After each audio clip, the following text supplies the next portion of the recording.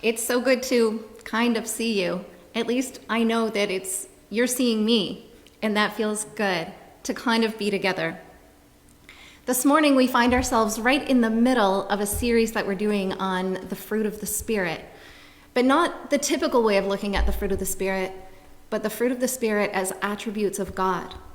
When we designed this series, we thought about how we all might just need reminders of what God is really like. It's easy to default to opinions and ideas of what God is like that we're surrounded by. And we needed this reminder of what God is truly like. Because not only is God always pressured into being things, being all things to everyone, and we lose sight of what God is like, we lose sight of what we're like. We're facing so much pressure in this world to be all things to all people. And that idea, that concept first became really clear to me when my husband and I opened our business. We own a small business in Halifax, and we're almost 9 years old now, but in our first couple of years especially, everyone that came in for the first time had suggestions and ideas of what we should be. You should have sandwiches and soup. Oh, you should offer delivery. You should do this.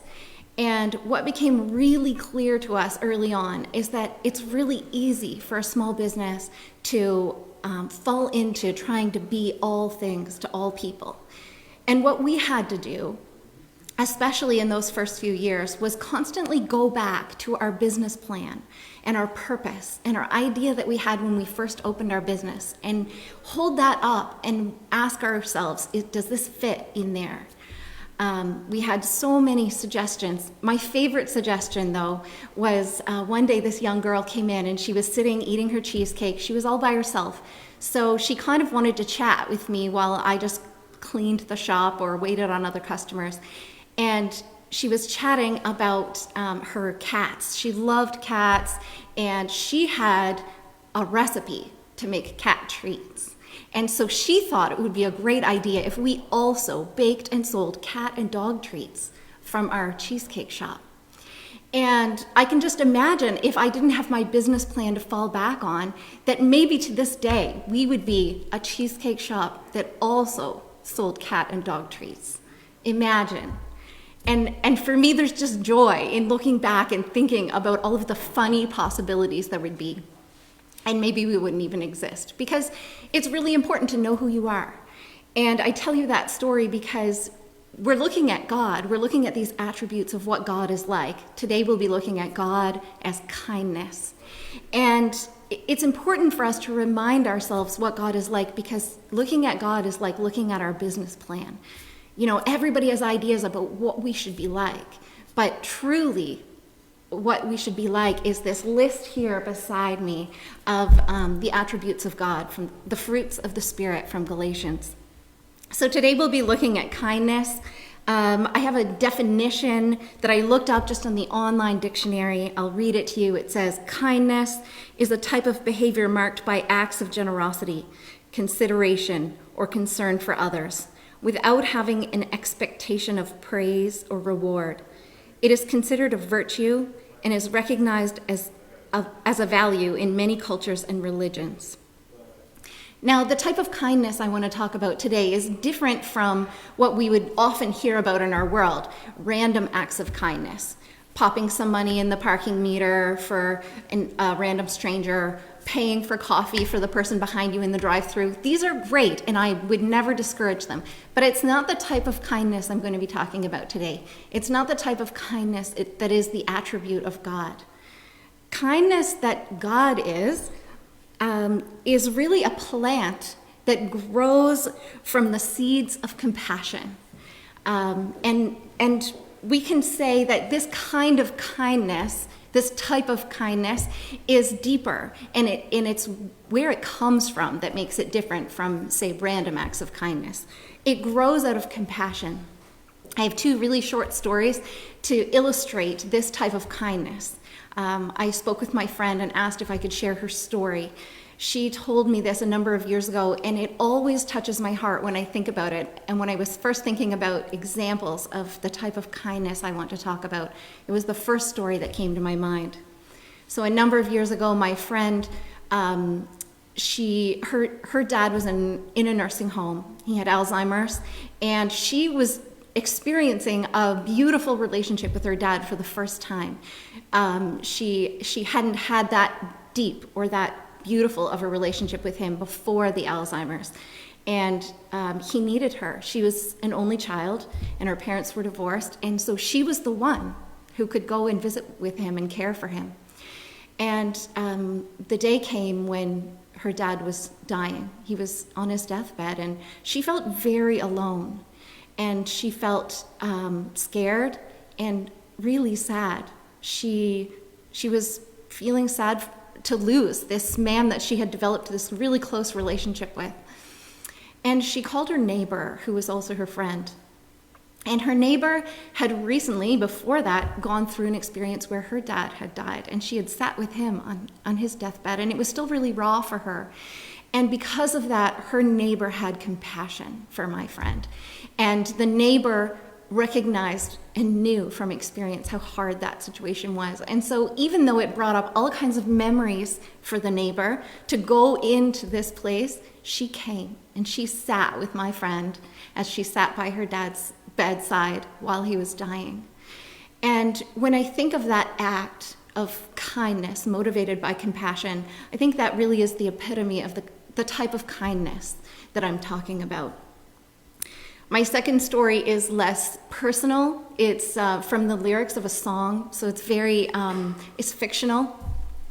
But this song, and it's kind of a funny song, and it's kind of light, but when it gets to these lyrics in the song, every time I listen to it, something wells up in me, and I have to hold back tears.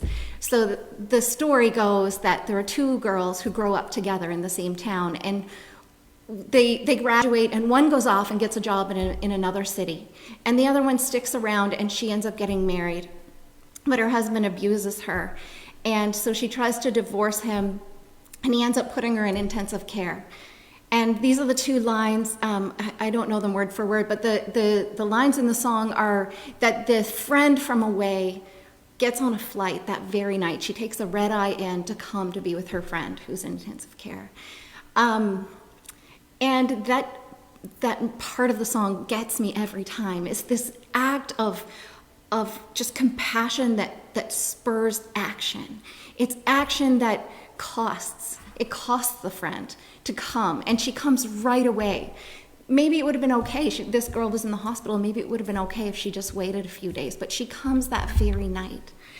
This is the type of kindness that I think that we're talking about when we talk about kindness that is an attribute of God.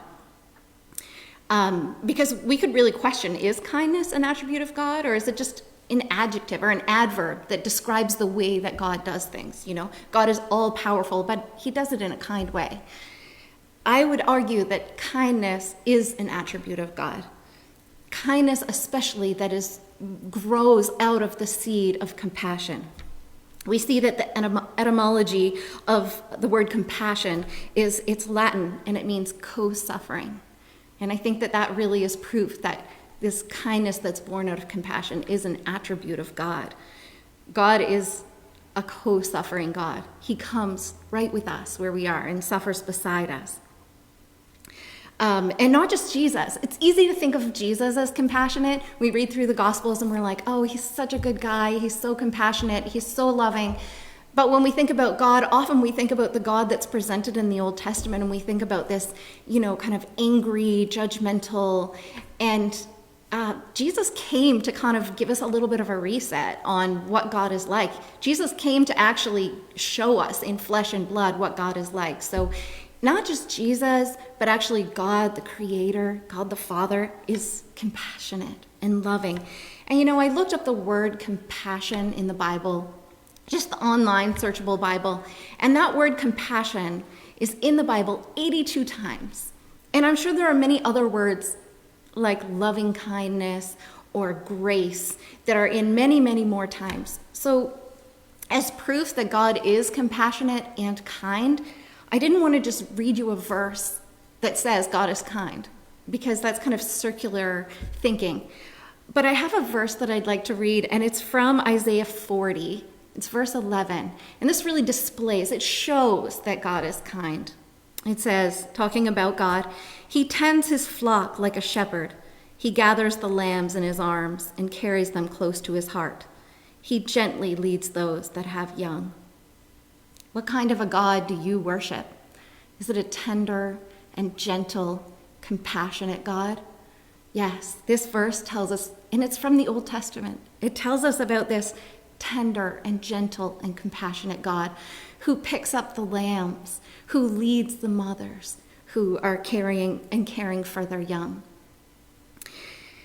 So what might your relationship with God look like if you, instead of predominantly and first thinking about God as all-powerful, we have that in a lot of our worship songs and in the ways that we talk about God, we call him the Almighty.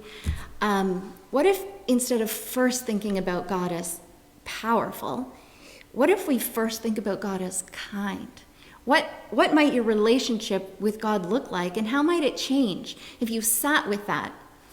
Back during the season of Lent, I try to choose a practice every year for the 40 days of Lent. Instead of giving something up, I try to choose a practice to do for Lent. And this year, I tried every day to just sit in the presence of God and imagine his eyes on me.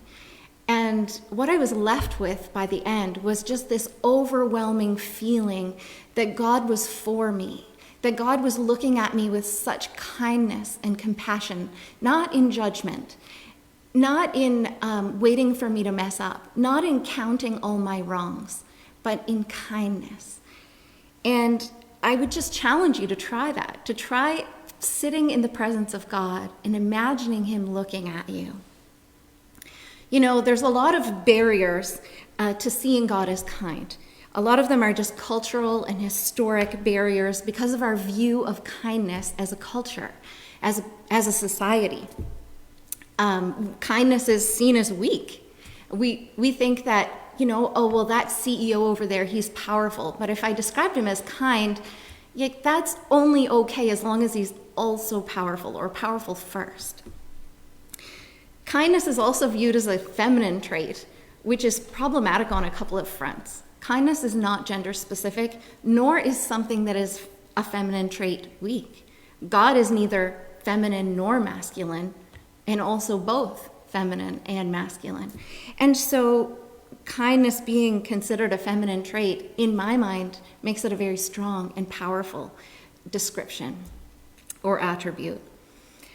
Kindness is viewed as a bonus, but not really a valid quality. We would view kindness, as I said, as an adverb or an adjective describing someone or describing how they might do something, but not as a quality that stands alone. This is all in our cultural and our societal views of the word kindness. Kindness is not measurable or easily quantified, at least genuine kindness. Did you ever sit in a room with a group of people who are trying to discuss kindness and it kind of turns into a comparison? I actually did this one time. It doesn't sound kind when you start describing it. It loses its power and its value when you start to try to measure it. And this is just true of the attribute or the value of kindness. It's difficult to kind of describe or nail down. So we end up with this war between our head and our heart. We feel things in our heart, and compassion is something that grows in our heart. But we understand things with our intellect. And for some reason, which we'll talk about in a few minutes, that for some reason the default for us to valuing something is how well we can explain it or understand it with our intellect. If we can describe it and I can take you on this thought process full of reason, then you're going to respect what I have to say because you're like, oh yeah, I can understand that. I follow that. That makes sense. But it's interesting because we live in a world that rewards ambition and values independence.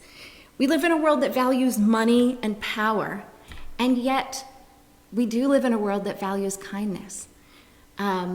We have a couple of famous people who are all about kindness, and they're famous for it. Harry Styles' slogan is "Treat people with kindness." The talk show host Ellen, she has a campaign all about be kind. I think everyone recognizes the value of kindness. We watch those videos on Facebook or Instagram that are inspiring, where we read about someone's act of compassion and kindness, and we're moved in our heart. And yet, we relegate it as secondary. We somehow think that kindness is secondary in importance to power or to ambition or to independence or even really good things that are easy to explain with the mind. Why is it that things that we can't quantify are forever stuck in second place as runners up to those things that we can fully describe and measure? And I think some of this comes from our history. The Age of Enlightenment, which was also it's known as the Age of Reason, Wikipedia tells us that it was an intellectual and philosophical movement that dominated the world of ideas in Europe during the 17th to 19th centuries. That's not that long ago. And it still has an impact on our world today. Now, don't get me wrong, the Age of Enlightenment was a really good thing for our world. Previous to the Age of Enlightenment, at least in the areas of Europe and European influence, the ways of decision-making or of thinking about things had more to do with the heart. People were motivated by superstition, by fear, and by emotion in a way that kind of had a hold on them. The Age of Enlightenment brought in science and reason and intellect and ways of discussing and having, political discussions that was very good for our world. It brought us to a place of being able to understand things with our brain that would help us to sometimes go against what we felt in our heart. This can be a good thing. I'm terrified of snakes. And if I see a snake, if I'm out for a walk and I see a snake, I do not have the mental capacity, the ability to reason myself into knowing that snake is not going to kill me. It's not poisonous, venomous. It's not going to do anything to me that will hurt me. I run and scream and cry like a baby. But there are other things, other ways that I might experience fear or emotion that my brain is able to rise above it and say, no, this is not going to hurt you. And it's been a very good thing. Our intellect and our reason and our ability to think things through has been such a good thing. But I think what we have left over from that is that we've kind of been on like a teeter-totter. So before we didn't value reason or intellect enough, and now we value it too much. And so emotion and compassion and kindness and things like that, they're kind of relegated to second place. This valuing of the intellect, it has had an impact on our theology, and maybe in ways that we don't even realize. Theology itself is something that I love. I love to read really boring books that get into all the details, and sometimes they're so unbelievably boring and difficult to understand that just for fun, I'll read a page or two to my husband so that we can have a good laugh at how impossible it is to understand. But I love that, and I love figuring out things that are harder than I can understand. But theology really isn't only all about the intellect. It's not only all about what we can understand or bring our mind under the control of. Theology should also be shaped by matters of the heart, compassion.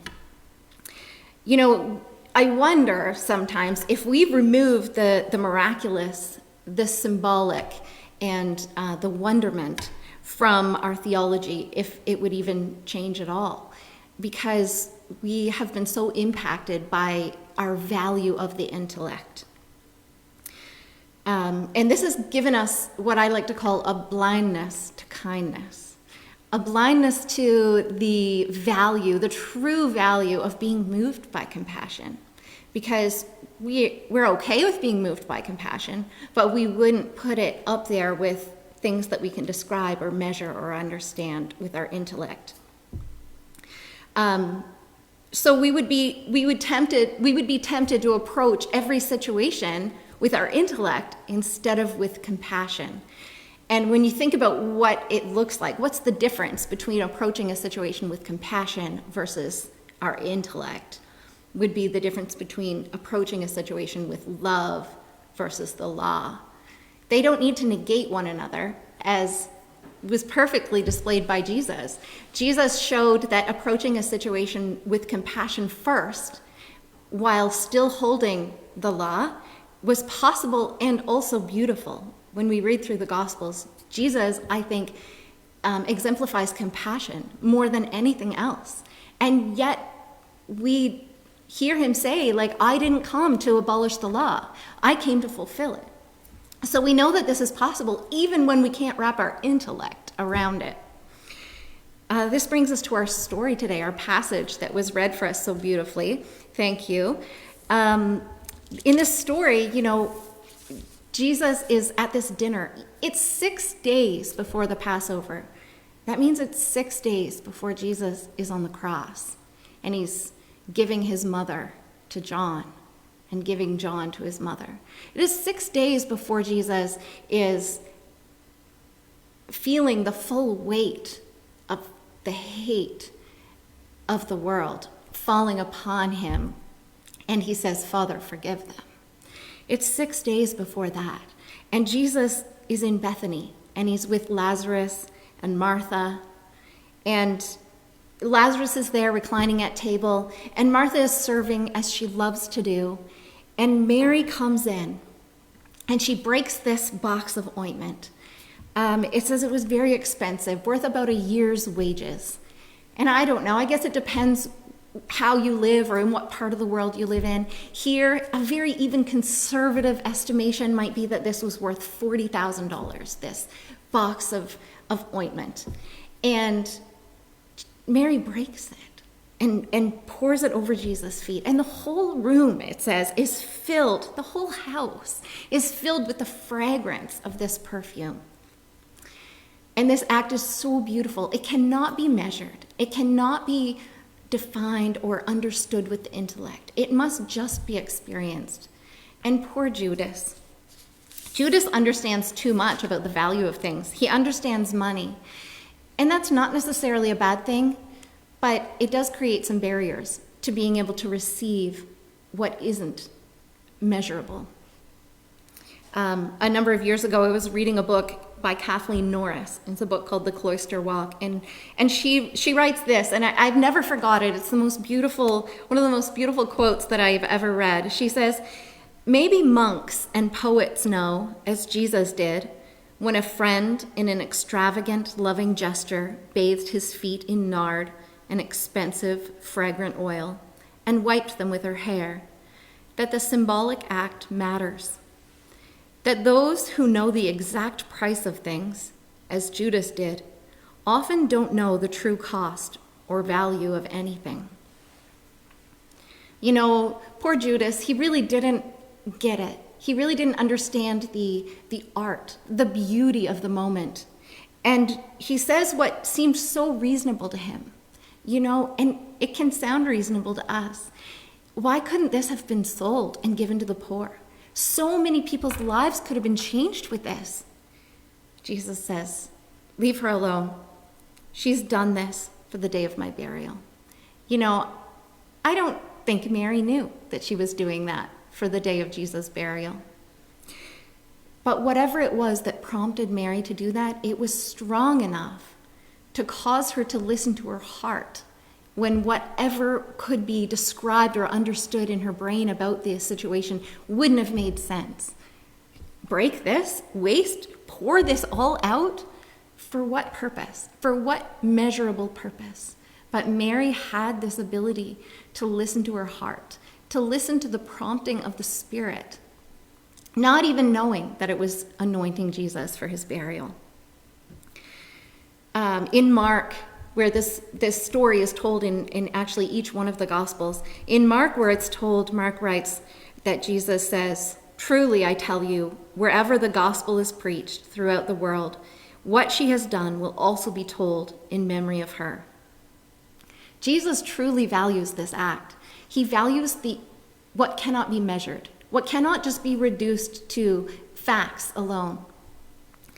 And when I think about that, I wonder if in all of the ways that we look at theology, that we look at the cross even, we tend to recount facts.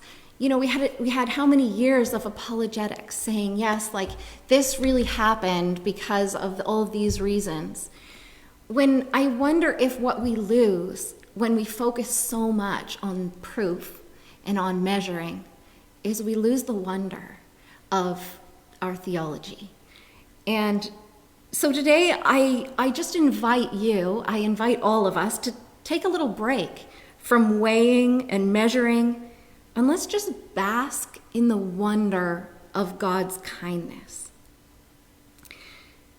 Today I'd like to take a look at the cross through these eyes, through the eyes of looking at God as a God of kindness first.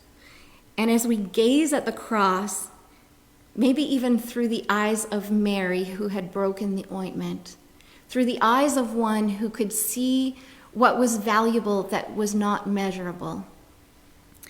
I'd like to take a look at a couple of verses. First, in John chapter 1, it says, "In the beginning was the Word, and the Word was with God, and the Word was God. He was with God in the beginning. Through him all things were made. Without him nothing was made that has been made. In him was life, and that life was the light of all mankind. The light shines in the darkness, and the darkness has not overcome it." That's verses 1 to 5. If we jump down to verse 14, it says, "The Word became flesh and made his dwelling among us. We have seen his glory, the glory of the one and only Son, who came from the Father, full of grace and truth." He came.